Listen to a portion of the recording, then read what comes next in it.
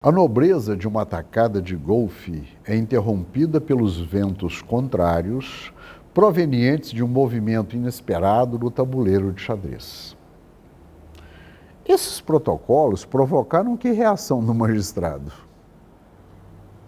A primeira reação foi a extinção de um processo que tramitava há mais de 7 anos, uma ação de uso campeão, há mais de 7 anos, pelos mesmos fundamentos das extinções anteriores. Ficou nítido que foi uma represária.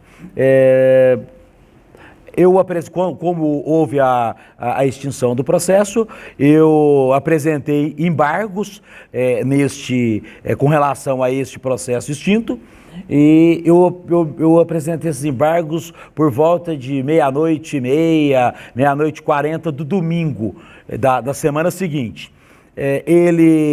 O juiz, às 18:30, julgou meus embargos. Isso é importante. Às 18:30 de que dia?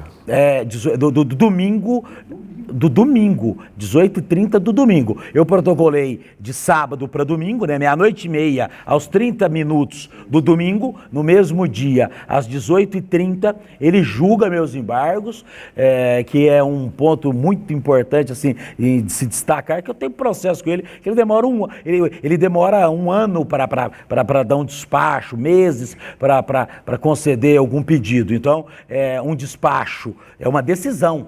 É comum isso, um juiz às 18:30 de um domingo? Não, isso é comum para o juiz. É comum para o juiz que está de plantão, um plantão criminal, um plantão de violência contra a mulher. Então, sim, ele dá despachos em horários totalmente inusitados. Mas para um processo igual esse e um recurso de embargo de declaração, é totalmente inusitado. Um processo que estava há 7 anos tramitando, não existe nenhuma urgência, não precisa de alguém de plantão.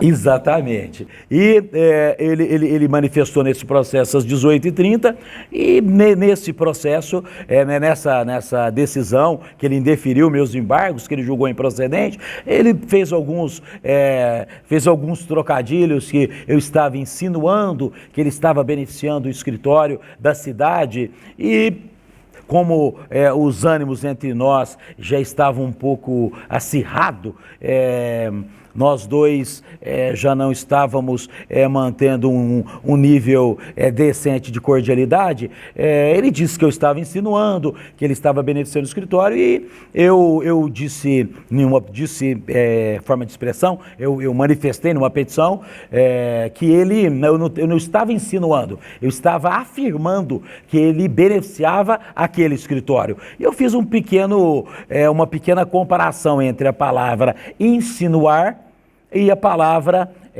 afirmar. Então, eu fiz contei uma história fictícia de um reinado e coloquei alguns trechos do que seria uma insinuação e coloquei alguns trechos do que seria uma afirmação.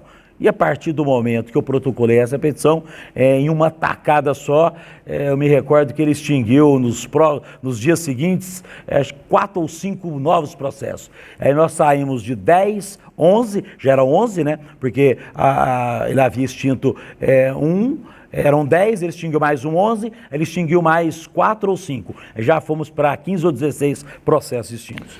Isso aí eu acho que não há dúvida, né? Já caracteriza que realmente era algo pessoal, né? Sim. O nosso embate já era pessoal, já havia trocas de ironias, algumas afirmações que ele fazia nas decisões dele, e eu também não... Eu comecei a adotar uma postura mais ácida com relação às minhas palavras, com relação a ele. Eu fiz uma manifestação quando ele fez a extinção desse processo, que a partir daquele momento eu não o chamaria mais de excelência. Eu iria me referir a ele nas petições como senhor, porque eu entendia que a palavra excelência é uma coisa nobre, é uma coisa diferenciada.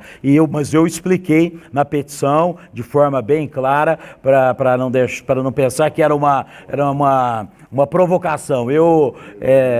Uma ironia, não era ironia, é a realidade. E tudo assinado, tudo que nós estamos conversando e vamos conversar, tudo que foi feito tem a minha assinatura ou por escrito ou digital. E agora, o que fazer? O que um advogado faria? O que você faria? Abordar a corregedoria? O CNJ?